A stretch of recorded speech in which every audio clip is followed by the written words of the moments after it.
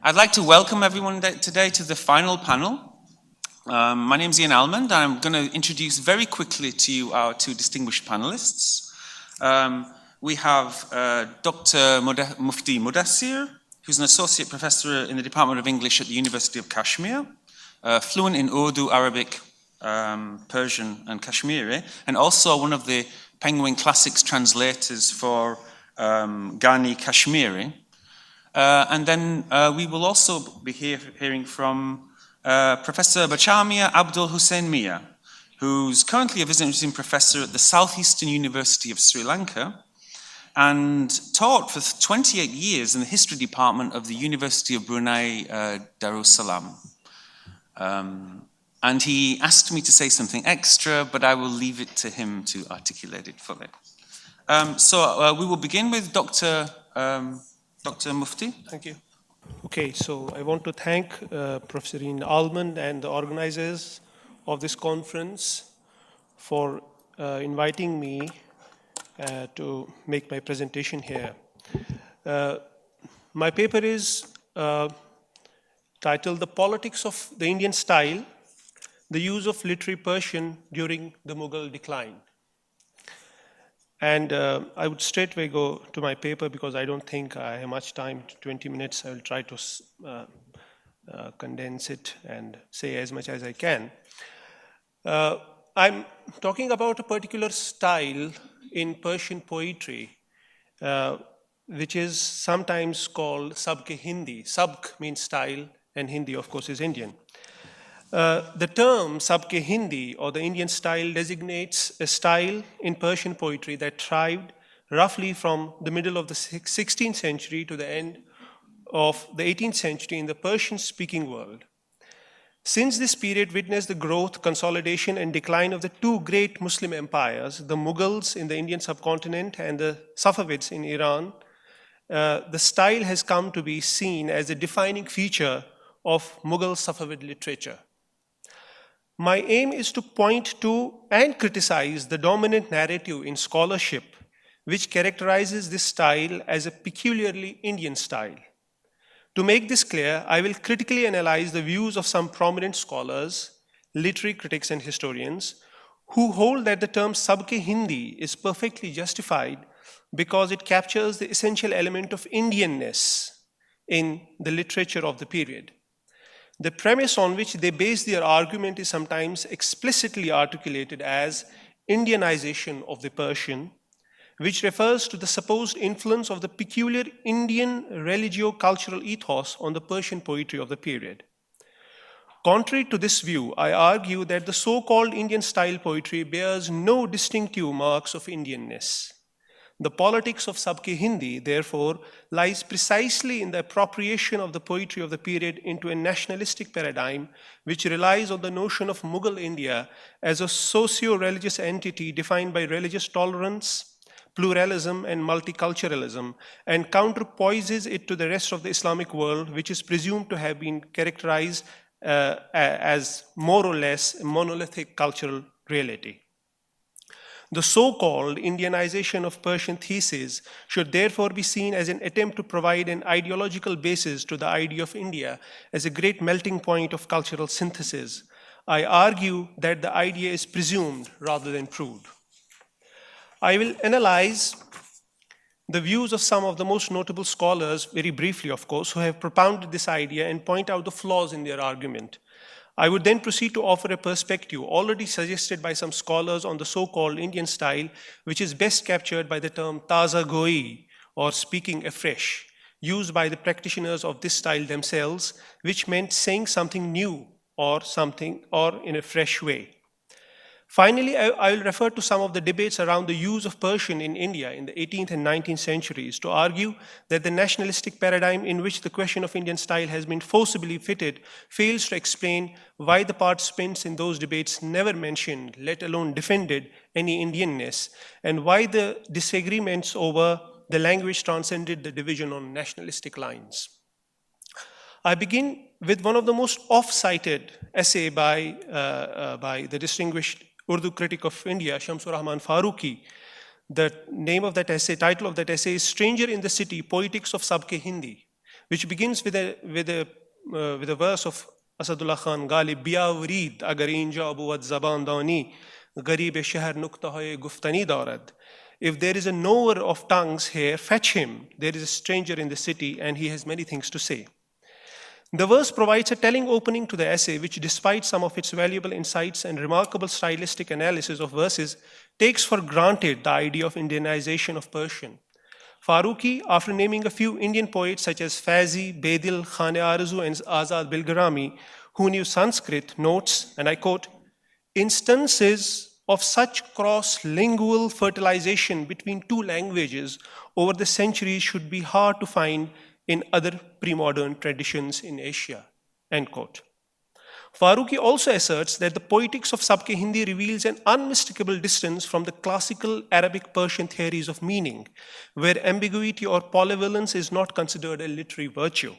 Since all Arabic literary theory has its roots in the Quranic exegesis, whose primary aim is to arrive at the authorial intention, literary criticism in the Islamic world was heavily influenced by this orientation.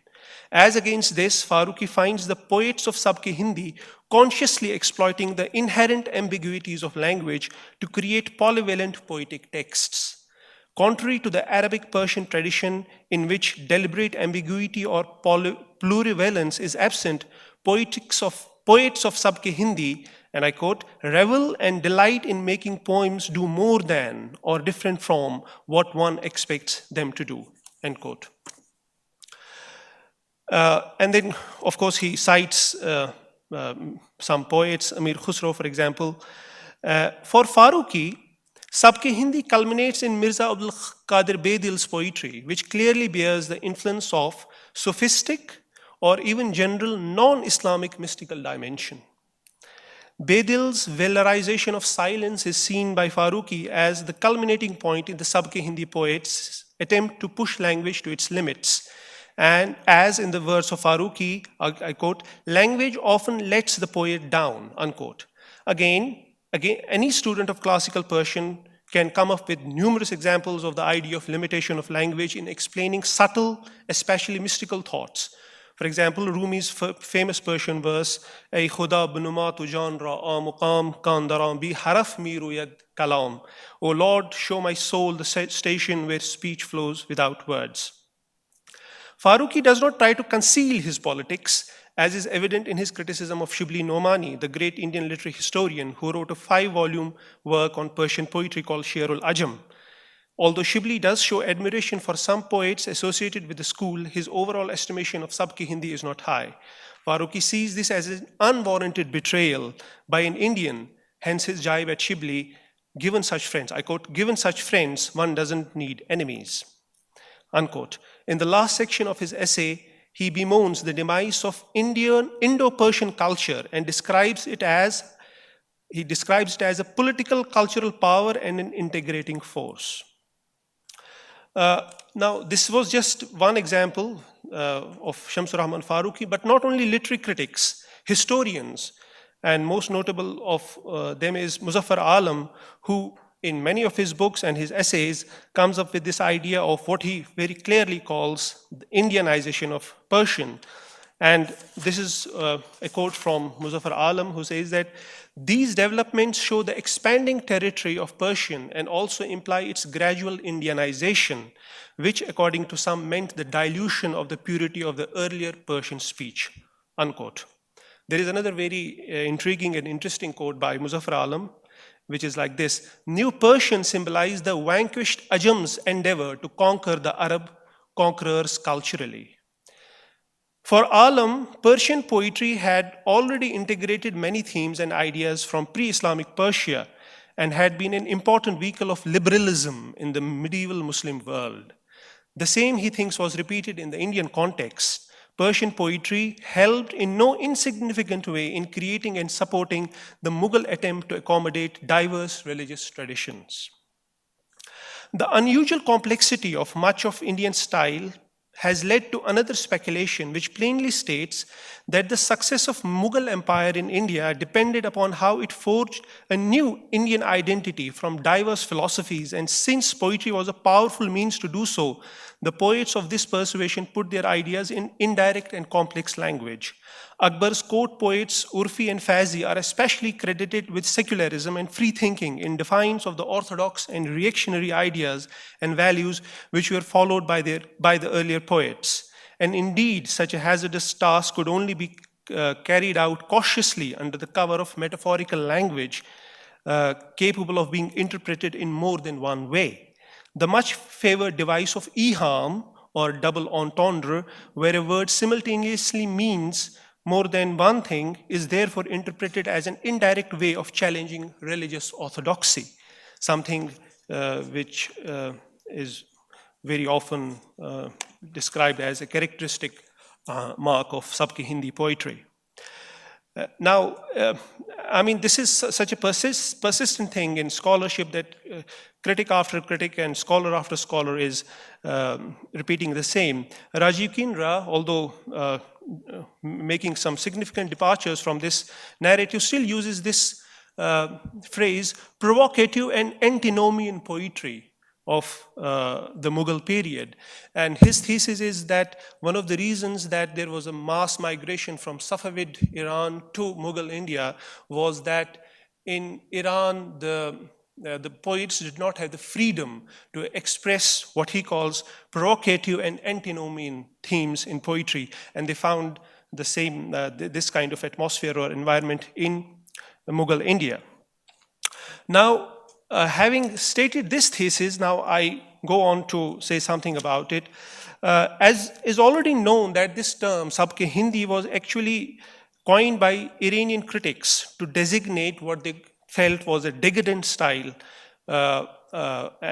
in Persian poetry, and for which they held Indian poets responsible. And this is now very well known, but I want to just go to this passage. The consolidation of British rule in India meant the dethroning of Persian as the language of power, prestige, and literary culture. Although in their early years, it must be noted, the British promoted rather than discouraged Persian learning, as can be seen in the establishment of the Madrasa or Mohammedan College in 1781. But the new educational policy adopted by the British meant a reversal of the earlier attitude to Persian. The pronouncement of Lord William Bentinck in the resolution of March 1835, already stated by Thomas Macaulay before, was that in future the motive of the company should be the promotion of European literature and science through English language. So, historians and critics who differed with the British colonial and Indian nationalist historiography on the character and function of Persian in its heyday in India tried to construct a different narrative, one that posited a seminal role for the Persian language in the Indian context, which was culturally distinct from the rest of the Islamic world because of the convergence of diverse religious, philosophical, and cultural currents. Now, a very important figure for the propounders of this theory of Sabk-e Hindi is Amir Khusro. Now, Amir Khusro is credited with founding Hindui, which is a source of both Hindi and Urdu. He's considered to be the chief architect of Indo-Persian tradition. His mastery over a number of languages like Arabic, Persian, Sanskrit, Turkish, which enabled him to contribute richly to this tradition, is also seen as a mark of India as a unique place of amalgamation of diverse linguistic and religious traditions. Now, Khusro famously called himself Tot-e-Hind, and in one of his verses he says, "I am a Turk of Hindustan. I answer in Hindui. I don't have Egyptian sugar to speak Arabic." In section 3 of Nuh Sipher, which is the title of one of his works, Khusro presents an imaginative and largely fanciful image of India as a land akin to paradise. He even appeals to some Islamic narratives to create a portrait of India as a land gifted by God in many ways. A reason for India's greatness, says Khusro, is that he lives in it. One of the fascinating and greatly admirable things about Indian culture, according to Khusro, is the practice of sati, which shows the devotion of a wife to her husband, a devotion that can only be found in India and nowhere else. And Now, the narrative in question, of course, does not mention Amir Khusro's works such as Miftahul Futuh, which is the first war epic or Razmiya written in Muslim India celebrating the victories of Jalaluddin Khilji, or Khazainul Futuh, with its glorification of the triumph of the Turk against the Hindu, not to talk of discerning the glorification of the Muslim power in his love epic Ashika, which relates the romantic love story of Alauddin Khilji's son Khizar Khan for the Hindu princess of Gujarat, Deval Rani. Now, a paragraph about the problems in the conceptual category of Sabk-e Hindi, which presents challenges which have mostly been glossed over by its advocates, as well as its detractors. Both of whom try to link it to the Indian context. It is known that the poets most often considered as its practitioners never use the term. Instead, they call their poetry taza goi or ravish-e taza. Secondly, these poets already had established reputations before they migrated to India. Nahawandi, the chronicler at the court of the famous Mughal noble Abdurrahim Khan-e Khanan, in his Ma'asir-e-Rahimi, tells us that Urfi had already won accolades for his taza goi before coming to India. Naziri Nishapuri, Urfi Shirazi, Talib-e Amuli, Kalim Kashani, and Sahib Tabrizi, and the Indian Fazi, all of whom are considered to be the best representatives of the Indian style, betray no self-consciousness of this supposed Indianness of their poetry. What they are exceedingly conscious of, however, is their newness or taza goi, and some of them lay claim, quite acceptable in Persian poetic tradition, of ta'alli or tafakhur, to being pioneers of this newness. Now, there are quotes, for example, Talib saying that he is the pioneer of this new style, or Sahib saying that talkh kar di zindagi bar ashnayane sukhan, in Qadar Sahib talashe manae begana chist. Sahib says, you have made life difficult for those who know poetry. Sahib, why such intense search for unfamiliar meanings? So, in fact, this desire for speaking afresh can explain well the context in which the new style flourished. Instead of viewing taza goi as a product of a collective, fresh, new worldview, it is more rewarding to see how this newness was propelled by the desire to create new meanings from an already existing repertoire of images and symbols. For example, Fazi says, Tazi tu arasta gardat sukhan, manae no bayado lafze kohan. If poetry be adorned by you, let there be new meanings but old words. And Kashmir's famous Persian poet Ghani Kashmiri puts it like, Dar mukarrar bastane mazmoon rangeen lutf neest, kai dahadarang arkasi bandad hinae bastara. A colorful theme applied again gives no pleasure. How can color come from hina if applied twice? So the idea is that we have to look at the genre of ghazal as a kind of poetry. To understand the need felt by the poets for speaking afresh, one has to note that the Persian ghazal is a highly conventional literary form which has exhibited a remarkable degree of structural and thematic continuity over a period of 8 centuries or so. With its fixed meters, well-established images and tropes, and a peculiar form where all verses end with a refrain, it is not surprising that repetitions and imitations of previous texts are a common feature in the ghazal. This highly conventional nature of the ghazal imposes certain restrictions on the practitioner, constraining his freedom of expression to fit the form. I'm skipping the rest, and I now come to the last section, which I will try to sum up in 5 minutes. This section deals with some important literary disputes which took place during the 18th and 19th centuries in the Indian subcontinent between literary scholars, which in my opinion are useful in understanding the dynamics of nationalistic discourses and literary expression. They throw into sharp relief the fallacy of framing the controversies over language into a paradigm which puts them in a binary of the Iranian and the imaginary Indianized Persian. I argue that these controversies reveal an anxiety in the Indian users of Persian to prove themselves to be its competent users. Far from being a division between the Iranians and Indians, these controversies were centered on the questions of correctness and eloquence and divided Indians themselves into 2 groups. Again, there is little to suggest that literary criticism of the period is conscious of any Indianness in either style or content. To be sure, the notion of the so-called Indianness was invoked by some like Hazin, Ali Hazin and Ghalib as a part of a polemics against their opponents. While Hazin clearly exhibited a linguistic chauvinism in censuring all Indian poets. Ghalib was motivated by a desire to prove himself superior to his contemporary Indian peers. Hence his boast here and there that I'm Bood Ghalib Andalibi az Gulistane Ajam Manze Ghaflat Tutiye Hindustan Namidamash. Ghalib was a nightingale from a garden in Persia. I was mistaken to call him a parrot of India. And finally, about these debates, the debates between Sirajuddin Ali Khan Arzu and Ali Hazin, and the books that were written during this period. In Shah Jahan's time, for example, Munir Lahori wrote Karnama-e Munir, describing the attitude of Iranians towards Indians and deploring the alleged arrogance of the former towards the latter. Lahori also defends the style of earlier poets and criticizes the new style poets for what he termed as their over-improvisation, convoluted style, use of hyperbole, strange metaphors, and ambiguous constructions. In the preface, Lahori writes that he has seen many contemporary poets mocking the style of classical Persian poets.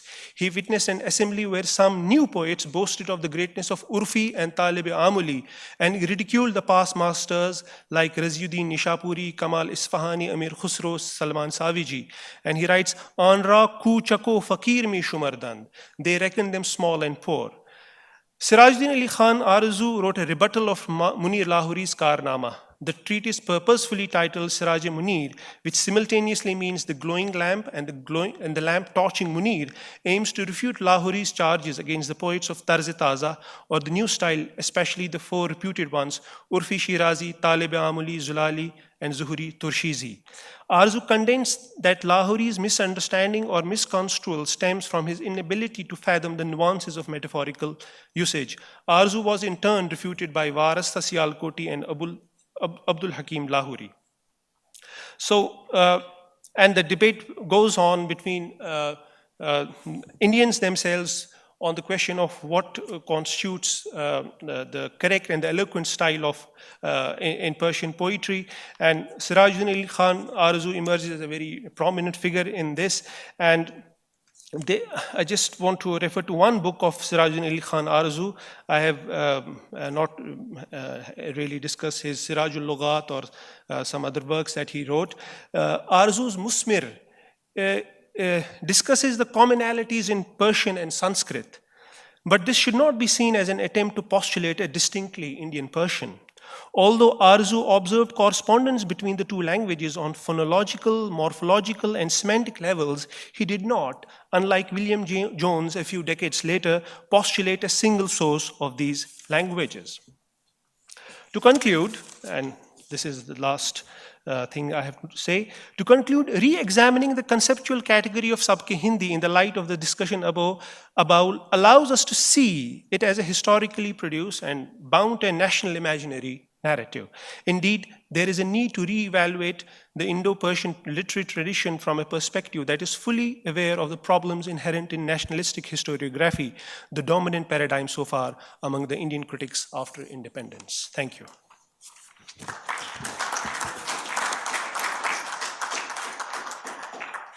I wish to thank the organizers for giving me an opportunity to present a paper in this conference. Well, I mean, as you see, I am the last man standing. But at the same time, I'm also the odd man in this whole conference. Here we are talking about great intellectual transformation changes involving the Arab, Turkish, Safawid, Mughal period. And here I come from a small island of Sri Lanka, a very notorious island, famous for its internal strife. And here I am going to come in and say what significance the island of Sri Lanka holds in the whole gamut of this intellectual thought from the 16th and 19th century. After all, Sri Lanka is not an easy place. Our ancestral great father, Adam, set foot in my country. So much so, people like Ibn Battuta came all the way to visit that mountain. And the other foot, of course, we know, was imprinted not far away from here in Jeddah. So that much I can have a claim for Sri Lanka. First thing I had to do is I had to justify my presence here, and I must tell my methodology and what my approach here. As the professor says, I am using an out-and-out and historical approach. And within the part of the intellectual history, I'm going to compare what really happened between the Western Islamic scholarship. When I said Western, I'm talking about Turkish, Safawid, Mughals, versus the Malay scholarship. So, what is my chance for this? Now, I had to publicize myself a little bit. Why this whole event where I'm fitting into the system? This was the picture taken when I happened to discover more than 200 manuscripts for the first time in Sri Lanka, which consisted of Arabic Tamil, Malay manuscripts, which really became a great hit towards the Malay world is concerned. When this news came up, this picture was taken and sent all over the world because the Malay world, the so-called Malay world, which is in the East, was very excited to find out that they never expected the small island of Sri Lanka to be in this part of the Malay world through the intellectual exchange of traditions. I'll come to that. As we know, these contacts between West and East is not something new. This has been going on for ages.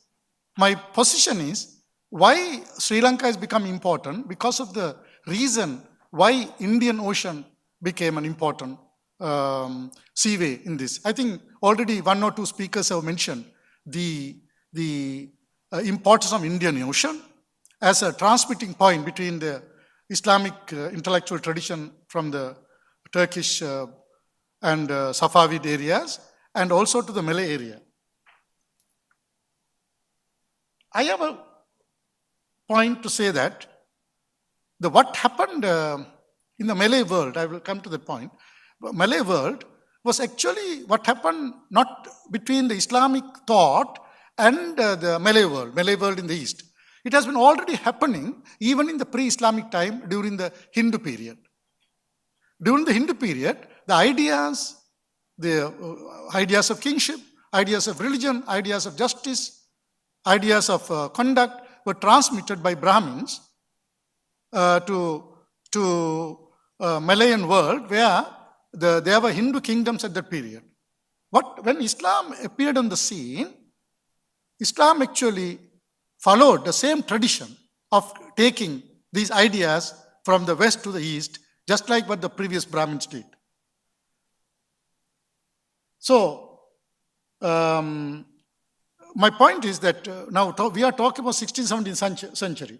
That is during the pre-print culture era, when printing presses came to exist in Cairo, Istanbul, Mumbai, Singapore, Colombo, and other places linked to the study, which produced and duplicated prolific publications, is critically important to trace the nucleus formation of common themes for creating Islamic epics and kitab literature by the Arab Persians, Indians, and the Malay people. Now, I don't want to go over this thing. As you know, the very important phase of Indian Ocean, which is a meeting point of all the oceans.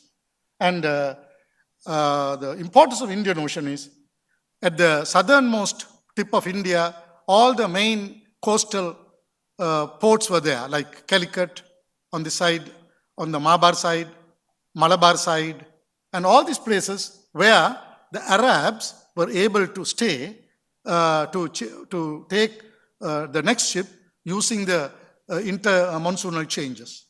So during this period, we see emergence of a hybrid type of Islamic people emerging who had Arab fathers and the indigenous people like Malabaris and also Tamilians. And their progeny, the Moors, populated Sri Lanka to a great extent.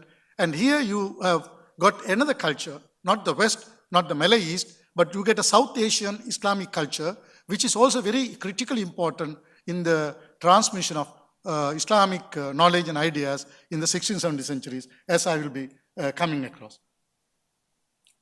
this Indian Ocean became the crossing point of Europeans, Chinese, Arabs, Persians, and Indians seeking varied coastal markets. I have written out all these points very details. My paper, you can get it from the thing. I think I will avoid this because I have to come to contribute to this conference from the point of view of Sri Lanka. This is a part of the things. Again, I was talking about the ports of South India. Here you get all the important ports. Goa, Calicut, Cochin, all these were highly Islamized ports. And on the Coromandel coast, we have got Kayalpattanam, Keelakkarai, Tranquebar, everything Islamized. And you can see Sri Lanka at the bottom of it. By nature itself, the sea lanes have to cross through Sri Lanka. So Sri Lanka and not only Sri Lanka, even Maldives became a very important point in this transmission of ideas from west to east.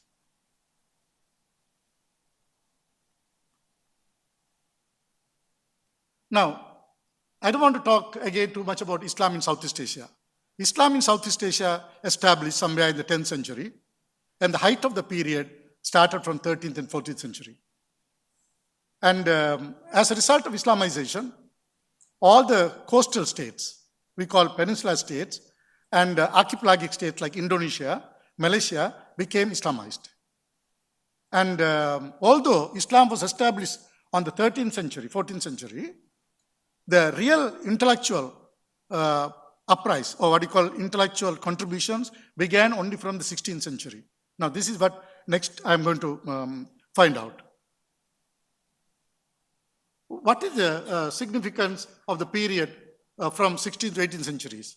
Now, the long-term intra-oceanic connections that existed since the advent of Islam among the Arab, Persian, and the Indo-Ocean Muslim communities thrived further between these 2 centuries.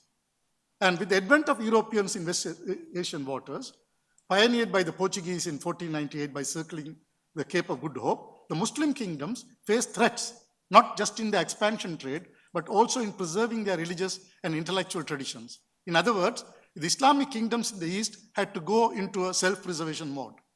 Already, the great Malacca kingdom in the southern tip of the Malay Peninsula, the home of glorious Islam and intellectual virility, fell in the year 1511, that is the early part of 16th century. So the new coastal kingdoms emerged to fill the vacuum of the Malacca Empire in the East. The great Muslim empires of the Ottoman Turks, Safavids of Iran, and Mughals in India thrived during this period. So I'm trying to tie up these two things. Exactly on the period when Islam states were emerging in the East, and that is a time when all these 3 great ruling kingdoms were thriving. Now here we have seen the Islamic Empire, the common, I've poached it from the internet, how the Islamic kingdoms is connected to Southeast Asia. It's a very easy map to understand, and through India and Sri Lanka, these connections have been made. Right. So I've written something on Ottoman Turks, which I don't think I need to repeat here. Then I've written something about Safavids from 1501 to 1736, just to prove the point that how the coexistence of these 3 great empires have contributed to the idea exchanges for this period, just as what happened in the previous period. Then, of course, the Mughal Empire, we know, from 1516 to 1857, Mughal empires too. Also, all these three great kingdoms have something to do with the intellectual virility or intellectual activities in the Southeast Asia. Now, 17th, 18th century. What happened in 17th century, the most critical, important state was Aceh. Aceh was at the tip of the Sumatra. You can see the blue color, the Pasai, Samudra Pasai. That was one of the early states to embrace Islam. And that is a very important nodal point for traders to pass through. And that created a very heavy kingdom. And at that time, already Portuguese and Dutch were active in Southeast Asia. And that is the kingdom produced highest number of the well-known Islamic intellectuals in the Malay world. Next come the Johor kingdom. Johor is in the southern part of the peninsula. What I'm trying to say to you is, By the time 16th, 17th century started, very critically important kingdoms like Pahang, Johor, Aceh had emerged already in Southeast Asia. And these are the kingdoms which nurtured and helped Islam, not only to Islam to thrive, for Islamic intellectual tradition also to take roots. Right. And let me here briefly say, what were the most important names in the Southeast Asian Islam? Now, we know all the great names on the West. As scholars, we understand. Now, I point out this great Hamza Fansuri. Hamza traveled widely and was known to have visited the Malay Peninsula, Mughal India, Mecca, and Medina, and Baghdad. He was one of the first Southeast Asians to complete the Hajj. The date of his death is generally assumed to be around 1590. However, an inscription on a gravestone found in Mecca for a Sheikh Hamza bin Abdullah al-Fansuri recorded date of 1527. Now, Hamza Fansuri actually is a writer, well-known writer, Sumatran Sufi, and mystical pantheistic in the Malay language. And he is the first to introduce Javi script or Arabic script to write the Islamic poetry. And this poetry of Sufism is still remain as greatest example of Sufi thinking in the Malay world. The next person will be, this is the Malay world I'm talking, all the green idea. All these are, in fact, part and parcel of this great intellectual changes that is occurring during this period. Now, there is a second person I can quote it. You can see the date, 1615 to 1693. He is Abdul Rauf Singhal. Abdul Rauf got his early education in India before continuing his studies in Makkah with Sheikh Abu Afas Umar bin Abdullah Bashahiban. He also received education in Medina, Jeddah, Mecca, Zavid, and Belafaki for over 19 years. Apart from that, he also received education in Aceh and Palembang. Among his teachers identified were not less than 15 people, including Abdul Qadir Maurir in Makkah, Ahmad al-Quraishi in Medina, and Burhanuddin Maula Ibrahim ibn Hassan al-Qurani. He's authored a very famous Malay work called Miratul Tullab fi Tawsil Marifat al-Akam, Ash-Sharia li Malik al-Wahhab, al-Muhtajeen, and Kifayat al-Muhtajeen, among other works on fiqh and tasawwuf. And mind you, all these works were found in Sri Lanka also. So that is the link. I'm bringing Sri Lanka into this intellectual exchange traditions. Now, other very important person is Sheikh Yusuf al-Makassar. He was in Sri Lanka for 4 years, and he was a great fighter, and he was expelled by the Dutch to Sri Lanka first, and he wrote 4 or 5 kitabs in Sri Lanka. One is a famous Al-Barakat al-Sailania, and the rest of the kitabs he wrote in South Africa, because the Dutch feared that Sheikh Yusuf al-Makassar, 1626 to 1699, was very popular leader and alim and a Sufi.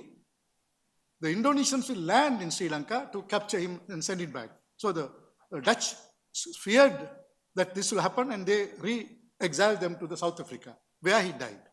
So according to the Malay belief, that his keramat or his graves are scattered all over the places, in Sri Lanka, in Banten, and also in South Africa. Why am I mentioning all these names, sir?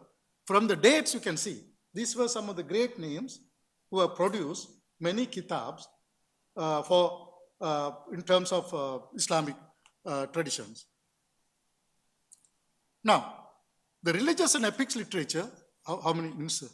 How long I have? Oh, yes. Well, I think I'll better come back to, when I talked about Sri Lanka too much, a little bit of it. I'm just leaving you to understand, and you can read my paper, how the Islamic literature in this part of the world derived mostly from the examples. They got it from great intellectual scholars who were living in Makkah. And all these people learned mostly Arabic and the literature at Makkah and Hijaz. So that's how these people ended up here.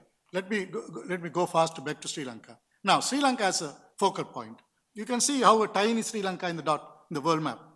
Sri Lanka. Here, there was a well-established Arab Moor society emerged. Even today, Sri Lanka has 8% of the Islamic people. They are mostly Tamil speakers. They are the descendants of Arab fathers and the Tamil and Malayalis. So they are known as Moors. Now, arrival of the Portuguese arrested the spread of Islam island-wide. According to Tennant, if not for the Portuguese, Islam would have become the sole national religion of Sri Lanka. A British writer who he thought that just like Maldives, like Malaysia, Sri Lanka would have been 100% Islamized if not for the intervention of the Portuguese in 1505. And to this country, a new group of people joined, that is from Malaya and Indonesia. And I belong to one of those groups. These Malay people came largely as exiles, political exiles. Indonesian princes, kings was exiled to Sri Lanka, and they were followed with quite a lot of workers, particularly working in the Dutch and British army. And they were mainly military people like Gurkhas of India. And those people brought along with them important kitabs belonging to the Indonesian royal families. Right. Yes. 1974 discovery of significant amount of manuscripts, lithographed and printed material in Javi script. You know what Javi is? Arabic script adapted to write Malay is Javi script that date back to 17th and 18th centuries. Replica of Islamic learning that prevailed in the Nusantara. Nusantara means the Indonesia and Malaysia put together, as seen from many kitab, Tasawwuf and fiqh written by Sheikh Yusuf Makasa, Sheikh Raful Sinkal, Sheikh Shamsuddin al-Pasai, and Sheikh Nuruddin al-Raniri and others were found in Sri Lanka. Significance of Tufa Sarandip, a catechistic text. Now, I happened to discover another important text in Chennai, which is called Tufa Sarandip, which is talking about the Wahdatul Wujudiya or Ibn al-Arabi's concept. When the concept of monism was thriving, Sri Lanka became the center for studies. And in Sri Lanka was a home and haven of Sufism, under whose feet the Indonesian princes studied. So when the Indonesian exiles came to Sri Lanka and worked with the Sufi people who are mostly from the West, either it could be Iranian Sufis or it could be Baghdadi Sufis, there were two important people mentioned in history. One is Ibrahim, one is Idris. So in other words, the Idrisiya and Shatariya orders were in Sri Lanka in the 17th century, where the Indonesian kings and princes and their progeny sat at their feet in Sri Lanka and studied Islam thoroughly. And mind you, when they went back to Indonesia, when they took power, Indonesia like Yogyakarta, it was those people who studied in Sri Lanka Islam, they became the ministers in Indonesia. So that way, Sri Lanka was quite significant. Now, this is what I'm talking about it. The people, Malay people were regiment people. Now, nobody knew that the regiment people who were working for the British as their soldiers had any kind of education or even any kind of intellectual activity. But suddenly, as I said, in 1974, when I discovered, the whole theory was proven not right, because they were not only brawny soldiers, but they were brainy people. Just as much as they were fighting for the British, they were also kept up a very strong traditions of Islamic learning in Sri Lanka, derived from all the great Islamic intellectual leaders I just mentioned. All their works were also studied thoroughly in Sri Lanka. And this is one of the alim, of course, it's a very late period, very famous man. He's the first man to publish a newspaper in Sri Lanka, in Malay. First, the whole Malay world, in Sri Lanka this has been published. You can see from the address, although he belongs to the 19th century, this tradition would have continued before. And this is how one of our typical alim of the period would have looked like. Now, these are some of the manuscripts I discovered in Sri Lanka. Quite a number of them, 200 of them. And some are still not worked out. We need to study them. And at the moment, I'm working on 2 manuscripts. Right, finished. So here I'm trying to tell you the relationship between Tamil and Arabic. Both are written in the same script. The reason why Islamic intellectual tradition thrived in Sri Lanka was because they were using a common script, like Sindhis. Urdu, of course, little advanced, but in Sri Lanka, they used to write both Arabic and Tamil in the same kind of script.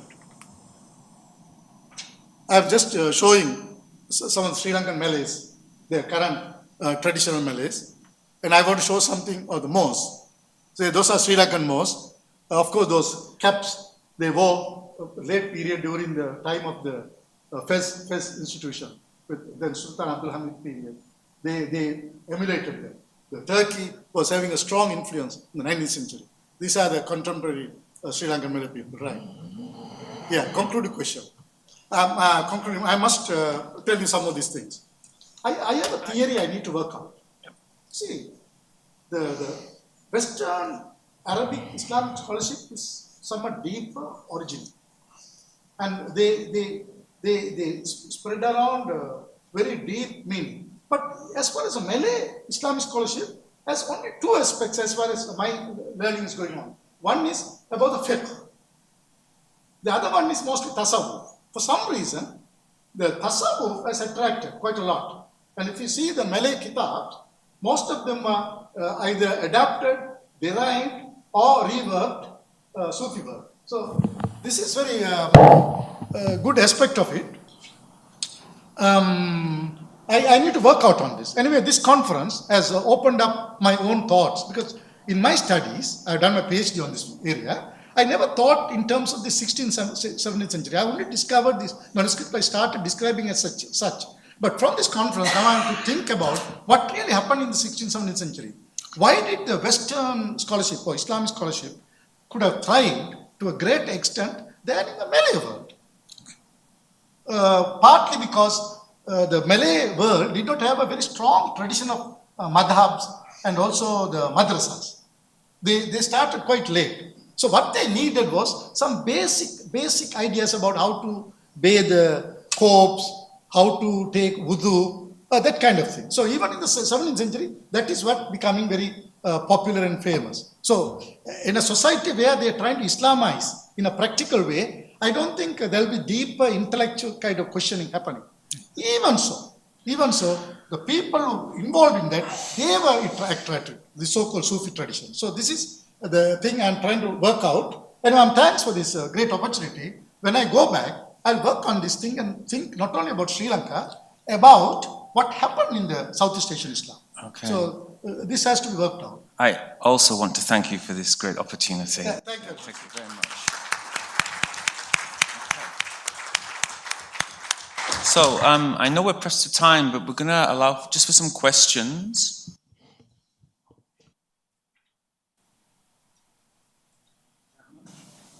I think it's Rifat, is it? Please.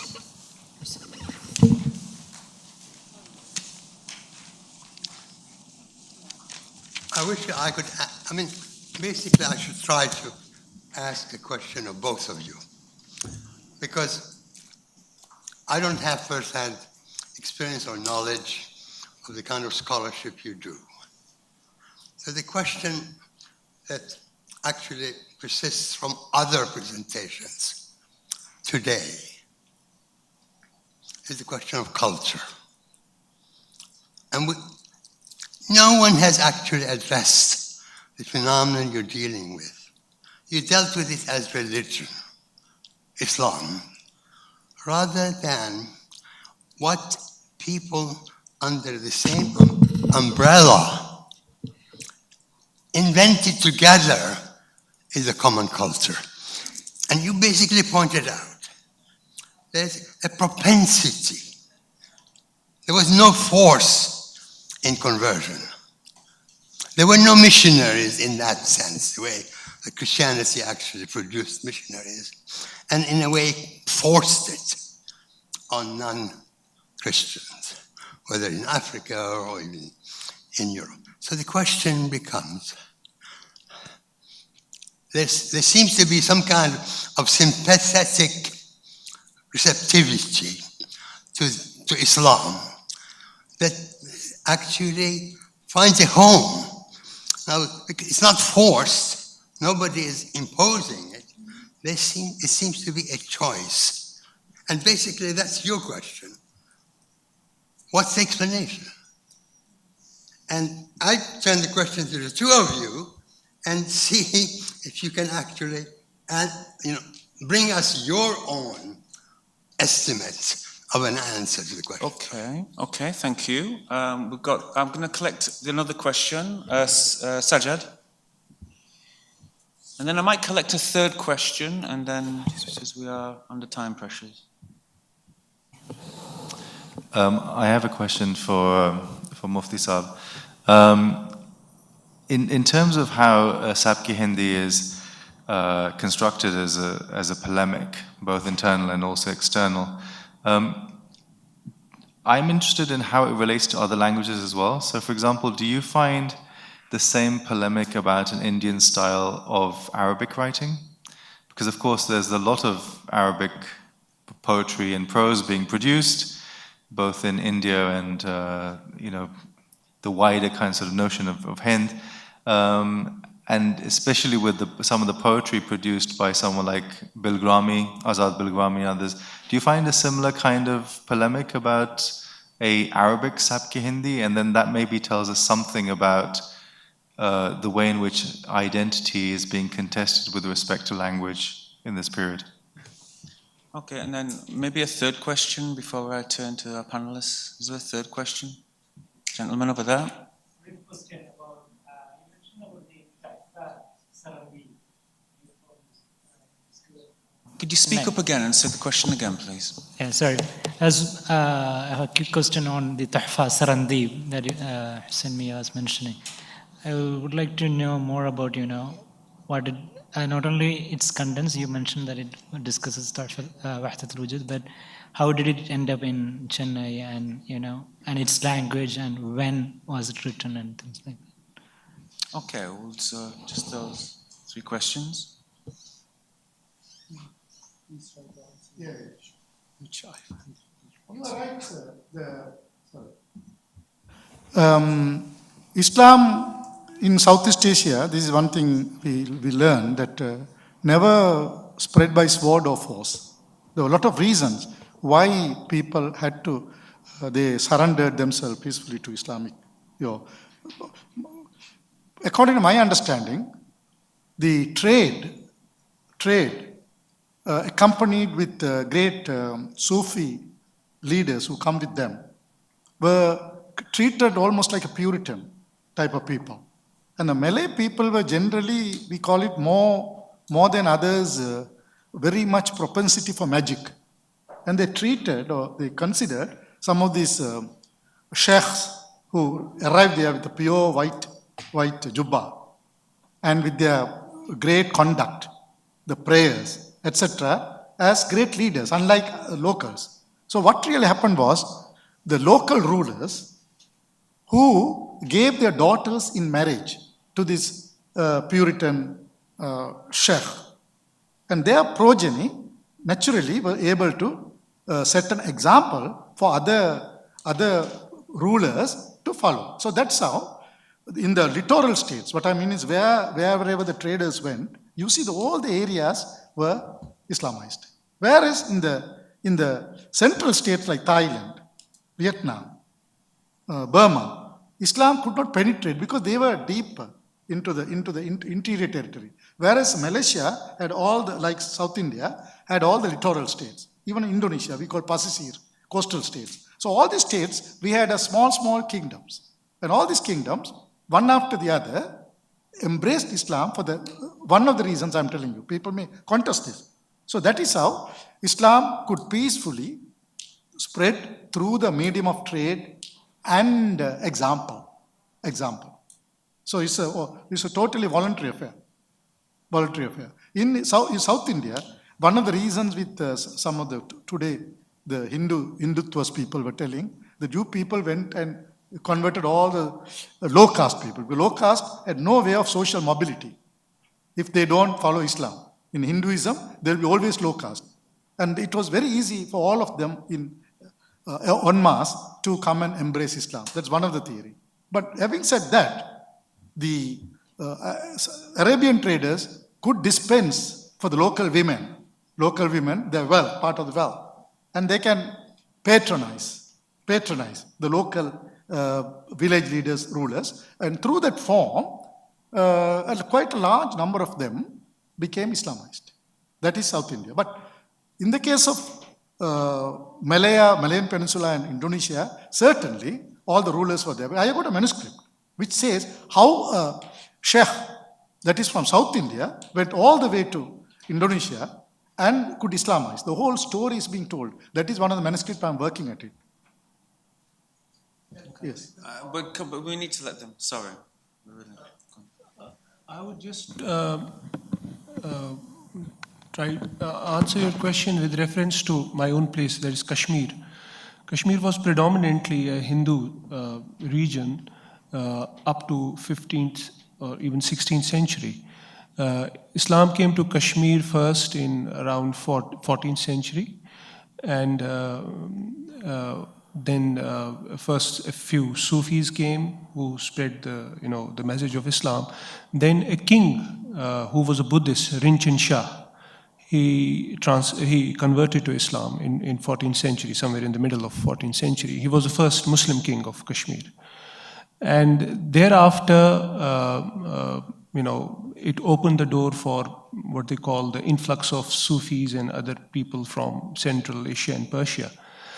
But there is one important factor in conversion of Kashmir to Islam, that is the role of rishis. Now, rishis they were a group of, you could call them Hindu or Buddhist, those ascetics who devoted themselves to the worship of God. They did not marry, they did not eat meat, and they were, they led solitary lives. And these had a tremendous influence on the Islamization of Kashmir.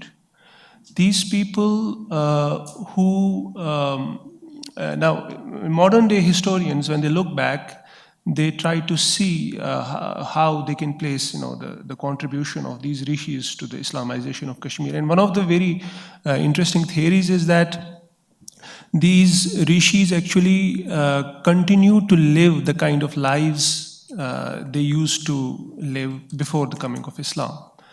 I mean, they were people who were devoted to social service. They were self-abnegating people who did things for the sake of, not for this world, but for something else, a higher spiritual reality.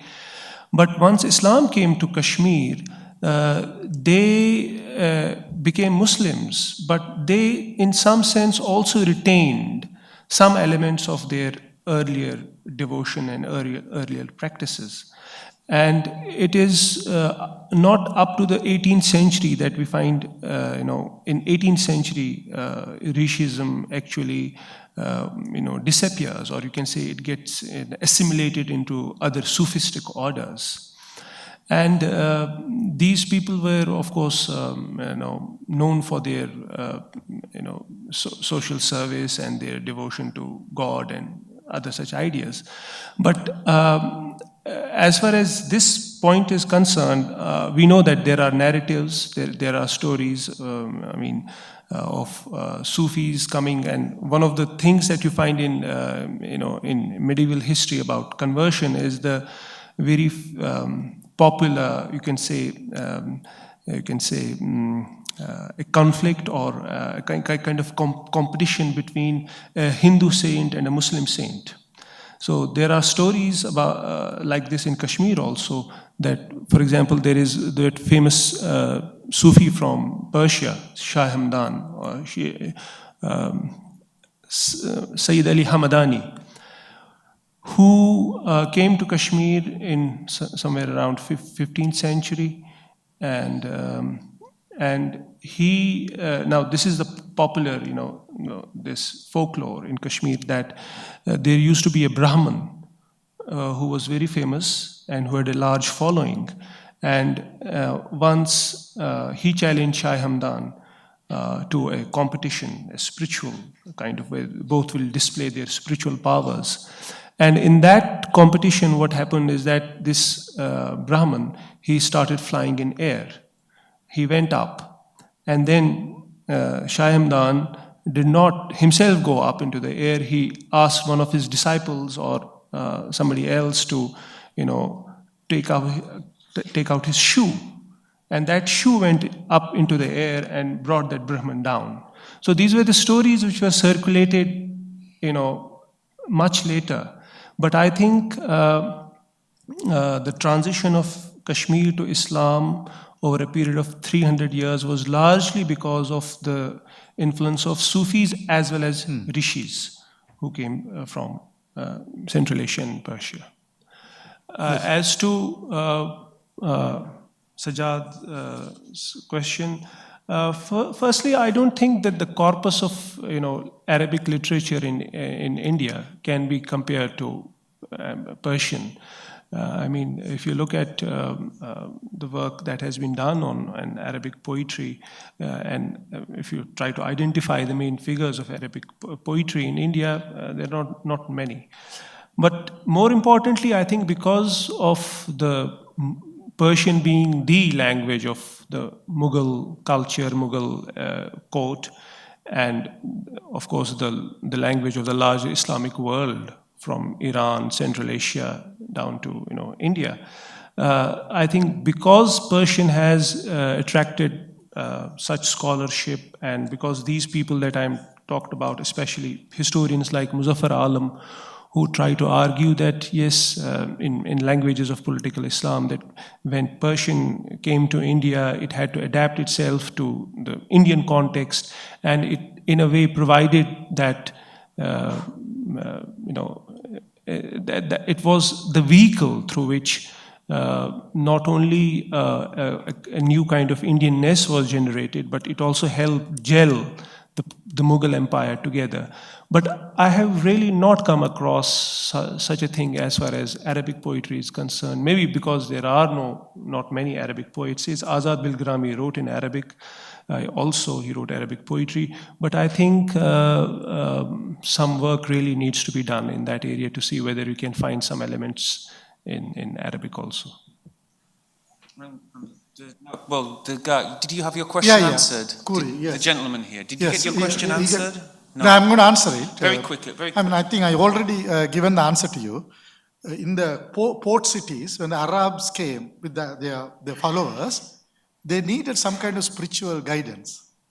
And it's a symbiotic relationship. They supported the Sufi leaders, and Sufi supported the traders. So in that milieu, the whole system of what you call ratibs. Ratib means the Friday night gatherings were held. According to one story in the Indonesian Chronicle.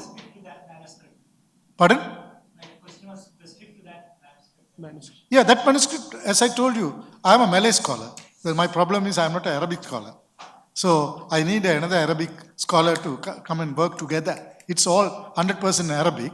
I got somebody to translate for me the first few pages. It shows that there's an author called Ibrahim Mehkani. I don't know whoever it is. Mehkani was engaged in a discussion with one of his gurus on this catechismic about the nature of the Atma, nature of the spirit. So that's how he told me this is something to do with Wahdatul Wujudiyya. That's all I know for the moment. I need to work more details on it. Thank you.